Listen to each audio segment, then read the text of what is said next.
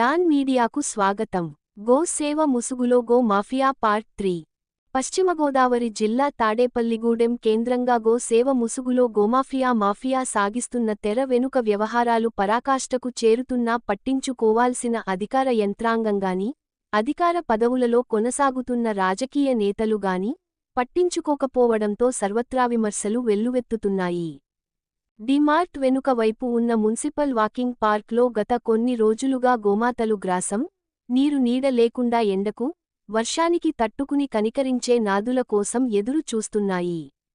ఆ విషయానికి తెలిసిన డాన్ మీడియా ఛానల్ ప్రతినిధులు అక్కడకు వెళ్లి తీవ్ర ఎండలో మాడిపోతున్న గోమాతలకు నీరును పెట్టడంతో తీవ్ర దాహంతో ఉన్న గోమాతలు, ఎద్దులు తమ దాహార్తిని తీర్చుకున్నాయి. ఇప్పటికైనా అధికార యంత్రాంగం, రాజకీయ నేతలు తక్షణం చర్యలు తీసుకుని గోమాతలకు ఆహారాన్ని, నీటిని నీడను ఏర్పాటు చేయాలని గోప్రేమికులు, ప్రజలు కోరుతున్నారు. విశ్వసనీయ వార్తల సమాహారమే మన డాన్ మీడియా. మరిన్ని వార్తల కోసం మన డాన్ మీడియా ఛానల్ను సబ్స్క్రైబ్ చేయండి. మరికొందరితో చేయించండి. ధన్యవాదములు.